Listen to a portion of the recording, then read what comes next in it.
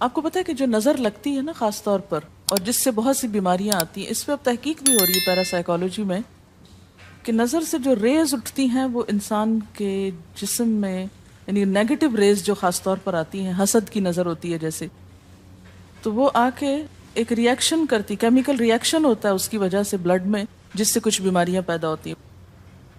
حدیث میں آپ کو سنا دیتی ہوں۔ حضرت ام سلمہ سے روایت ہے کہ آپ صلی اللہ علیہ وسلم نے ایک لڑکی کے چہرے پر کالے پیلے رنگ کا نشان دیکھا تو آپ نے فرمایا اسے نظر بد لگ گئی ہے، اس پر دم کرو۔ حضرت جابر کہتے ہیں کہ آپ صلی اللہ علیہ وسلم نے آل حزم کو سانپ کے ڈسنے کی وجہ سے دم کرنے کی رخصت دی، اور آپ نے اسما بنت امیس سے پوچھا کیا وجہ ہے کہ میرے بھتیجے کمزور ہیں، کیا فقر و فاقہ کا شکار ہیں، یعنی کھانے پینے کے باوجود یہ کیوں کمزور ہیں، کیا ان کو کچھ کھانے کو نہیں ملتا؟ انہوں نے کہا نہیں، بلکہ انہیں نظر بد بہت جلد لگ جاتی ہے، تو آپ نے فرمایا ان پر دم کیا کرو۔ یعنی جس بیماری کی سمجھ میں نہ آئے کہ کھائے پیے بھی انسان جوان بھی ہو لیکن اس کو صحت ہو ہی نہ، کوئی ظاہری سبب معلوم ہی نہ ہو، تو ایسے شخص پر دم کرنا چاہیے۔ حضرت عائشہ صدیقہ کہتی ہیں کہ رسول اللہ صلی اللہ علیہ وسلم نظر بد کی وجہ سے دم کرنے کا حکم دیتے تھے۔ حضرت انس کہتے ہیں کہ آپ صلی اللہ علیہ وسلم نے نظر بد اور بچھو وغیرہ کے ڈسنے سے اور پھوڑوں سے دم کرنے کی اجازت دی، یعنی پھوڑے وغیرہ جو ہوتے ہیں نا اس پر بھی دم کی اجازت دی، تو جسمانی بیماری ہے نا۔ اور نظر کے بارے میں تو یہ بھی کہا گیا ہے، حدیث میں آتا ہے کہ نظر بد کا لگنا حق ہے، انسان کو اونچے پہاڑ سے گرا سکتی، کیونکہ ہوتا کیا ہے کہ جب ایک خاص اینگل سے دیکھا جاتا ہے تو دوسرے انسان کے جسم میں جیسے لرزہ سا آ جاتا ہے نا، اور انسان ہل جاتا ہے۔ اس کی دلیل قرآن میں بھی ہے، ایک سورت کے آخر میں آتا ہے وَإِن يَكَادُ الَّذِينَ كَفَرُوا لَيُزْلِقُونَكَ بِأَبْصَارِهِمْ لَمَّا سَمِعُوا الذِّكْرَ، کہ قریب ہے کہ کچھ کافر آپ کو اپنی نگاہوں سے کیا کر دیں، پھسلا دیں جب یہ قرآن سنتے ہیں، یعنی وہ سننے نہیں آتے تھے، صرف آپ کو گھورتے رہتے تھے۔ اور کس لیے گھورتے رہتے تھے؟ تاکہ آپ بول نہ سکیں، آپ لرز جائیں، ڈگمگا جائیں، اپنا کام چھوڑ دیں، بری نیت سے آتے تھے۔ وَيَقُولُونَ إِنَّهُ لَمَجْنُونَ، کہتے ہیں کہ یہ تو مجنون ہو گیا۔ آپ صلی اللہ علیہ وسلم نے فرمایا نظر بد حق ہے، اگر تقدیر سے کوئی چیز سبقت لے جا سکتی ہوتی تو وہ نظر بد ہے۔ پتہ کیسے چلے؟ چل جاتا ہے، پتہ کیوں نہیں چلتا؟ مثلاً آپ کا بچہ ہنس رہا تھا، کھیل رہا تھا، دودھ پی رہا تھا کہ اچانک کوئی شخص آیا اور جب وہ اٹھا تو بچے نے شور کرنا شروع کر دیا، اور پتہ چل جاتا ہے۔ بعض اوقات گھر ہی کے لوگوں کی لگ جاتی، بعض اوقات محبت سے بھی لگ جاتی، کہ بچہ کھیل رہا تھا، آپ دیکھتے کہ وہ گر پڑا، اچانک رونا دھونا شروع ہو گیا، سر پٹ گیا۔ حدیث میں آتا ہے نظر بد انسان کو موت تک اور اونٹ کو ہانڈی تک پہنچا دیتی ہے۔ اونٹ کو ہانڈی تک پہنچانے کا مطلب کیا ہے؟ ذبح کرنا پڑ جاتا ہے، تڑپنے لگتا ہے۔ آپ صلی اللہ علیہ وسلم نے فرمایا اللہ کی قضاء اور تقدیر کے بعد سب سے زیادہ نظر بد کی وجہ سے میری امت میں اموات ہوں گی۔ آپ صلی اللہ علیہ وسلم نے فرمایا نظر بد سے اللہ کی پناہ طلب کیا کرو، کیونکہ نظر بد کا لگنا حق ہے۔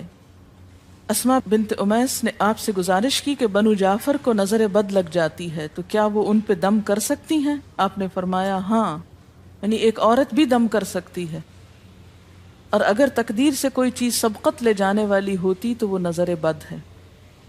آپ نے فرمایا بے شک نظر بد انسان پر اثر انداز ہوتی ہے، حتیٰ کہ اگر وہ ایک اونچی جگہ پر ہو تو نظر کی وجہ سے گر بھی سکتا ہے، یعنی فزیکلی بھی اثر انداز ہوتی ہے۔ اور آپ دیکھیں کہ وہ قرآن پاک میں نہیں آتا وَمِن شَرِّ حَاسِدٍ إِذَا حَسَدَ، اور حاسد کی شر سے جب وہ حسد کرے، تو نظر بد ہوتی کس کی ہے؟ حاسد کی ہوتی۔ بری نظر کس کی ہوتی ہے؟ حاسد کی۔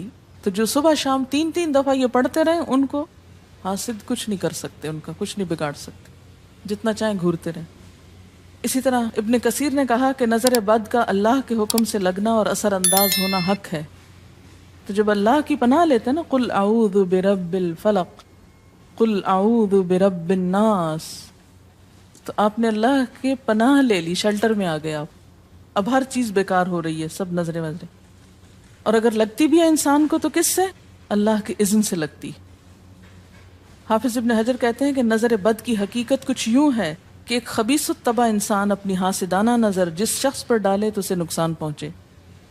ابن قیم کہتے ہیں کچھ کم علم لوگوں نے نظر بد کی تاثیر کو باطل قرار دیا ہے، اور ان کا کہنا ہے کہ یہ محض توہم پرستی ہے اور اس کی کوئی حقیقت نہیں، لیکن حقیقت یہ ہے کہ یہ لوگ سب سے زیادہ جاہل اور ارواح کی صفات اور ان کی تاثیر سے ناواقف ہیں، اور ان کی عقلوں پہ پردہ پڑا ہوا ہے، جبکہ تمام امتوں کے عقلاء باوجود اختلاف مذاہب کے نظر بد سے انکار نہیں کرتے. یعنی صرف اسلام میں نہیں، دیگر مذاہب میں بھی یہ کانسیپٹ پایا جاتا ہے، اگرچہ نظر بد کے سبب اور اس کی جہت تاثیر کے سلسلے میں ان میں اختلاف ہے.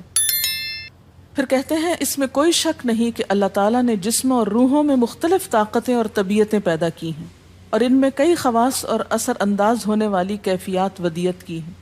آپ دیکھیں کہ لو چلتی ہے تو اثر نہیں ہوتا، اس کا بھی تو اثر ہوتا ہے نا، حالانکہ وہ نظر نہیں آ رہی ہوتی. اور کسی عقل مند کے لیے ممکن نہیں کہ وہ جسموں میں روحوں کی تاثیر سے انکار کرے، کیونکہ یہ چیز خود دیکھی اور محسوس کی جا سکتی ہے. اور آپ دیکھ سکتے ہیں کہ ایک شخص کا چہرہ اس وقت انتہائی سرخ ہو جاتا ہے جب اس کی طرف وہ انسان دیکھتا ہے جس کا وہ احترام کرتا ہے، اور اس سے شرماتا ہو، اور اس وقت پیلا پڑ جاتا ہے جب اس کی طرف ایک ایسا آدمی دیکھتا ہے جس سے وہ ڈرتا ہو. یعنی جس سے آپ ڈرتے ہیں وہ آپ کو دیکھے تو آپ کا رنگ پیلا ہو جاتا ہے. فرمایا یہ سب کچھ روحوں کی تاثیر کی وجہ سے ہوتا ہے، اور چونکہ اس کا تعلق نظر سے ہوتا ہے اور اس لیے نظر بد کی نسبت آنکھ کی نظر کی طرف کی جاتی ہے، حالانکہ آنکھ کی نظر کچھ نہیں کرتی، یہ تو روح کی تاثیر. یعنی نظر یہ نظر نہیں ہے صرف، بلکہ اندر سے روح یا احساسات ہیں جو ٹرانسفر ہوتے ہیں. آپ دیکھیں کہ محبت کی نظر کیا اثر نہیں کرتی؟ کرتی ہے نا. اسی طرح نفرت کی، غصے کی، اور آپ کے چھوٹے بچے خاص طور پہ نظروں کو بہت پہچانتے ہیں. آپ نے دیکھا ہوگا کہ بچے کچھ لوگوں کے پاس فوراً چلے جاتے ہیں اور کچھ لوگوں کے پاس نہیں جاتے. بچوں کی مثال اس لیے دے رہی ہوں کہ وہ معصوم ہوتے ہیں نا، ان کو کسی نے سکھایا پڑھایا نہیں ہوتا کہ ادھر جاؤ اور ادھر نہ جاؤ، اور اگر آپ سکھائیں پڑھائیں بھی تو پھر بھی وہ اپنی مرضی کرتے ہیں، آپ کی نہیں مانتے. تو وہ ایک طرح سے بہترین جج ہوتے ہیں. بعض لوگوں کو دیکھ کے بچے رونے لگتے ہیں، بعض کو دیکھ کے مسکرانے لگتے ہیں. تو یہ ایسا کیوں ہوتا ہے؟ اچھا، اسی طرح اگر کوئی شخص کانسٹنٹلی آپ کو دیکھ رہا تو آپ کانشیس ہو جاتے ہیں، آپ ٹھہر نہیں سکتے. اسی طرح اگر کوئی سٹیئر کر رہا ہو تو اس کی نظروں سے بعض اوقات خوف بھی آنے لگتا ہے. اللہ نے کیسی کیسی طاقتیں انسان کو دی ہیں. سلطان النصیرہ. اچھا، پھر لکھتے ہیں کہ روحیں اپنی طبیعتوں، طاقتوں اور کیفیتوں اور اپنے خواص کے اعتبار سے مختلف ہوتی. سو حسد کرنے والے انسان کی روح واضح طور پر اس شخص کو اذیت پہنچاتی ہے جس سے حسد کیا جاتا ہے. ویسے بھی تو آپ دیکھیں نا، وہ رویے ایک دم آپ پہچان لیتے ہیں. یہی وجہ ہے کہ اللہ تعالیٰ نے حاسد کے شر سے پناہ طلب کرنے کا حکم دیا ہے. حاسد کی تاثیر ایک ایسی چیز ہے جس سے وہی انکار کر سکتا ہے جو حقیقت انسانیت سے خارج ہو. جنوں کی نظر بھی لگتی. یہ میرا قول نہیں ہے، حدیث ہے. حضرت ابو سعید خدری سے روایت ہے کہ رسول اللہ صلی اللہ علیہ وسلم جنات اور انسانوں کی نظر بد سے پناہ مانگتے تھے. یعنی آپ جو پناہ مانگتے تھے بری نظر سے، وہ انسانوں کی بھی اور جنوں کی بھی. پھر جب معوذتین الفلق اور الناس نازل ہوئیں تو آپ انہی کو پڑھتے اور باقی دعائیں آپ نے چھوڑ دی تھی. یعنی قل اعوذ برب الفلق، قل اعوذ برب الناس، پھر سب چیزوں کے شر سے بچنے کے لیے کافی. یاد رکھیے بعض اوقات اپنی نظر بھی لگتی ہے، خود کو بھی نظر لگتی ہے. اسی طرح جب لباس اتارا جاتا ہے نہانے کے لیے مثلاً، تو اس وقت بھی دعا سکھائی گئی. بسم اللہ پڑھنی چاہیے، بیسیکلی بسم اللہ پڑھ کر اتارنے چاہیے. اور اس کے علاوہ اعوذ بکلمات اللہ التامات من شر ما خلق بھی پڑھ سکتے ہیں. آپ کو معلوم ہے کہ ٹوائلٹ میں جانے سے پہلے بھی دعا سکھائی گئی، کیونکہ جنات کے ٹھکانے گندی جگہوں پر ہوتے ہیں. اللہم انی اعوذ بک من الخبث والخبائث، خبیث جنوں اور خبیث جننیوں، خبائث سے تیری پناہ میں آتا ہوں. یہ دعا کیوں سکھائی گئی؟ اسی لیے کہ اگر آپ وہاں پر موجود ہیں اور خصوصاً اگر آپ بے لباس ہیں تو بھی ایسی چیزوں کی نظر بھی لگ سکتی ہے اور وہ چیزیں اثر انداز بھی ہو سکتی ہیں. اسی لیے بلا ضرورت تنہائی میں بھی بے لباس ہونے سے منع کیا گیا ہے. بعض لوگوں کی عادت ہوتی ہے نا کہ وہ نہانے بیٹھتے ہیں تو وہی کپڑے دھونے شروع کر دیتے ہیں، اور نہیں، بس فوراً اپنے آپ کو ڈھانکنے کی کوشش کریں. بلا ضرورت زیادہ دیر بے لباس نہ رہیں. ایک حدیث میں آتا ہے، ابو امامہ کہتے ہیں کہ میرے باپ سہل بن حنیف نے غسل کا ارادہ کیا، اور جب قمیص اتاری تو عامر بن ربیعہ ان کی طرف دیکھ رہے تھے۔ ان کا رنگ انتہائی سفید تھا اور جلد بہت خوبصورت تھی۔ عامر نے دیکھتے ہی کہا، میں نے آج تک اتنی خوبصورت جلد کسی کنواری لڑکی کی بھی نہیں دیکھی۔